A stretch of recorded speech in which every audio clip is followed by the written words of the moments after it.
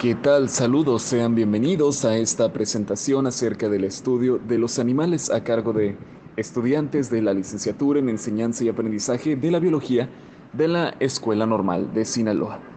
Esta presentación fue diseñada para el curso de Morfofisiología de los Invertebrados a cargo de la profesora Zaida Judith Rivera Beltrán y está elaborada y presentada por Airam Beltrán, Jocelyn Cáceres y un servidor, Sebastián Michel. Que disfruten el siguiente material y comenzamos. Para comenzar con esta presentación, es importante hablar de la evolución de los invertebrados, la cual sucedió gracias a características importantes antes de que siquiera aparecieran los vertebrados. Estas características ahora se encuentran casi en todos los animales. Hace aproximadamente 541 millones de años se produjo un evento evolutivo conocido como la explosión cámbrica. Durante este periodo aparecieron de forma repentina y rápida la mayoría de los grupos de animales multicelulares, incluyendo muchos invertebrados.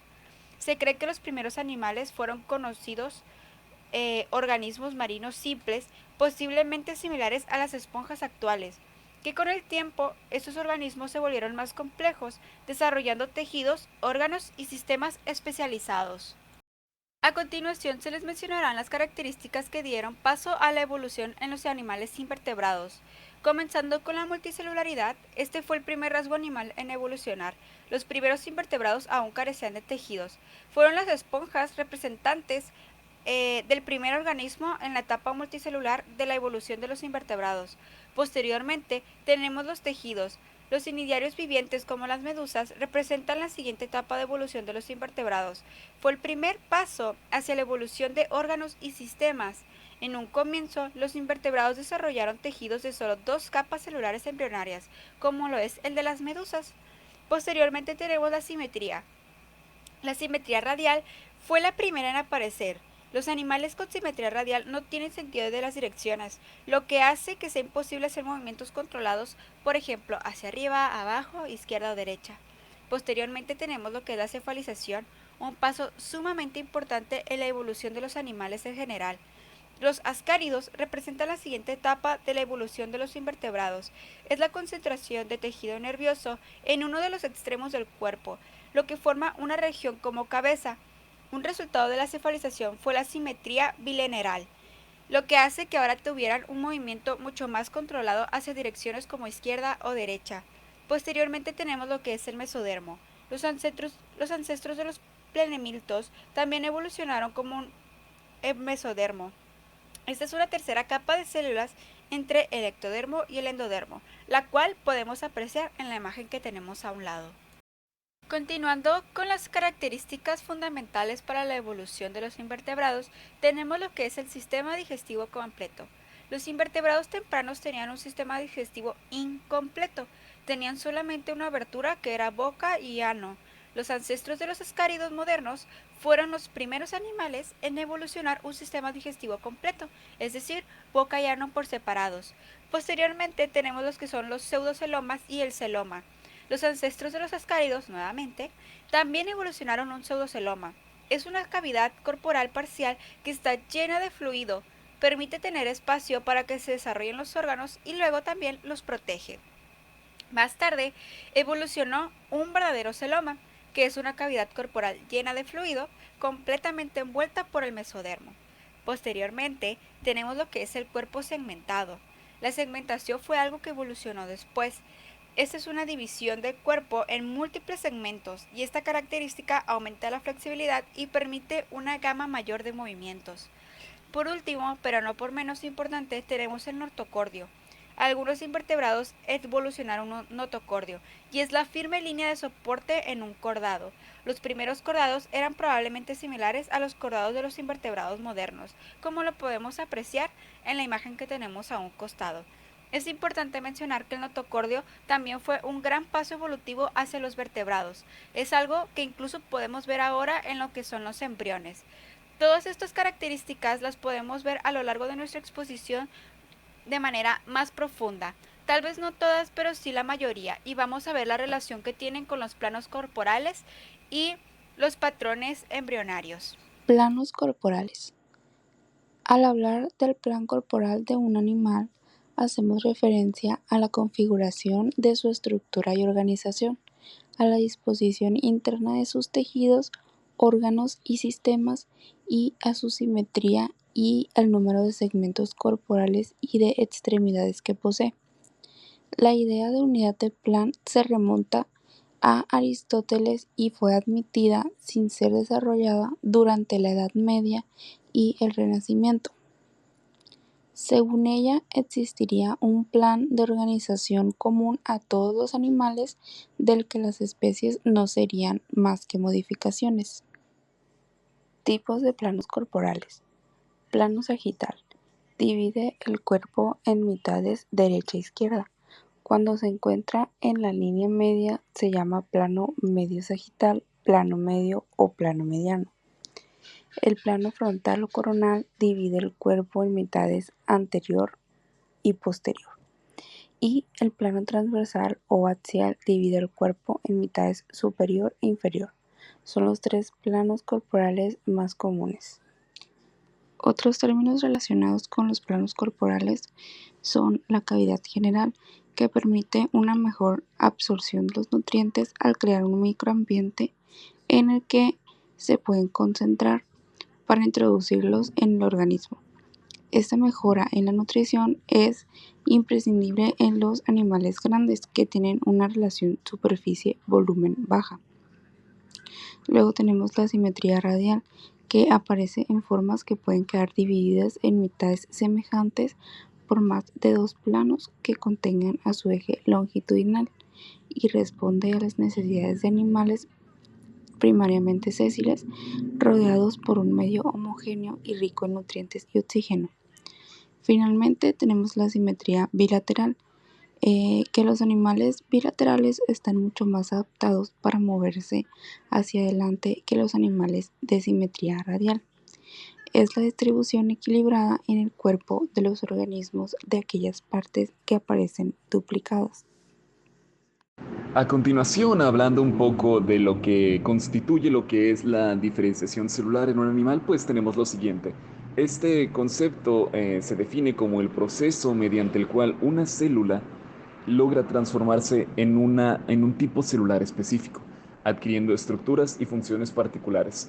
Es decir, pues engloba un poco lo que son los procesos y cuáles son los pasos a seguir para que una célula se transforme en un tipo específico, pudiendo ser células cerebrales, células para los huesos, células para los órganos, para tejidos, etcétera. Es un componente crítico del desarrollo embrionario, ya que los embriones en sus etapas iniciales pues son un cúmulo de células, las cuales pues no están diferenciadas. A medida que van reproduciéndose, estas células se van especializando y pues forman la base de la complejidad estructural de los organismos pluricelulares.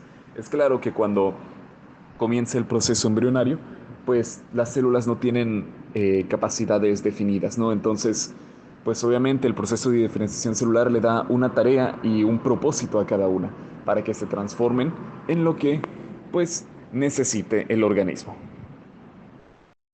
Continuando, tenemos aquí pues cuáles son algunos tipos de células madre que hay, empezando por las células totipotentes, una de las más importantes, pues tienen la capacidad de diferenciarse y generar las células que componen todas las estructuras embrionarias y todo tipo de tejido y órgano, por lo que pueden formar parte pues de un organismo completo. Es decir, pueden transformarse en casi cualquier tipo de tejido o órgano que el cuerpo desee. Las células multipotentes solo pueden generar células de su propio linaje celular o capa embrionaria específica. Por ejemplo, una célula multipotente del sistema nervioso puede diferenciarse únicamente en células nerviosas como neuronas o células gliales. ¿Qué quiere decir esto? Que las células multipotentes solo pueden ramificarse o seguirse diferenciando dentro de su propio propósito, a diferencia de las totipotenciales que pueden ser un poco de todo. Hay ciertos grupos de células que van al cerebro, a los órganos, a las extremidades y dentro de este conjunto entran las células multipotentes. Las células unipotentes son células capaces de autorrenovarse, pero solo pueden diferenciarse en un único tipo específico de línea celular, como una neurona o un glóbulo rojo. Las células pluripotentes pueden especializarse en células de casi cualquier tipo, excepto en tejido embrionario. De este modo, las células pluripotentes son menos versátiles que las células totipotentes, pero a su vez más versátiles que las células multipotentes. Encontramos ahí pues un poco un punto medio entre las totipotentes y las multipotentes, células que pueden diferenciarse en muchísimos tipos, pero tienen ciertas limitantes que no les permiten ser tan versátiles como las totipotentes. Y por último, las oglipotentes, células que pueden autorrenovarse como las unipotentes, pero son capaces de diferenciarse en dos o más tipos de células que pertenecen a un tipo de tejido específico. Ahora bien, entendiendo un poco el concepto de diferenciación celular, pues es uno que puede desembocar en grandes cambios en la estructura de un ser vivo. Cambios como el tamaño, la forma, el potencial metabólico, la respuesta a las señales, estímulos, etc. Las características más fundamentales de una célula especializada incluyen pues la forma determinada, que se convierte en una célula que le ayude a cumplir una función específica, sea moverse, sea coordinar alguno de los sentidos, sea coordinar su pelaje, sus extremidades, sus cavidades, etcétera. Una función específica que cumpla parte de un tejido o de un órgano. Quiere decir que cumpla esta función de formar parte del cerebro, del sistema digestivo, del sistema nervioso, etcétera. Y que tenga una actividad celular específica, un metabolismo diferenciado para poder sintetizar o descomponer distintas moléculas necesarias para su función. Este es un proceso un poco más celular que diferencia lo que diferencia un poco los procesos que tiene que llevar a cabo cierta célula en cierta parte del cuerpo para que ésta pueda cumplir correctamente su función. Y para finalizar con mi participación tenemos pues algunos ejemplos de células especializadas, incluyendo su forma, su función y su actividad celular, que eran las características que mencionaba antes. Por ejemplo, las células parietales, cuya forma es cúbica y están situadas en las glándulas y en la mucosa gástrica, o sea, en el estómago.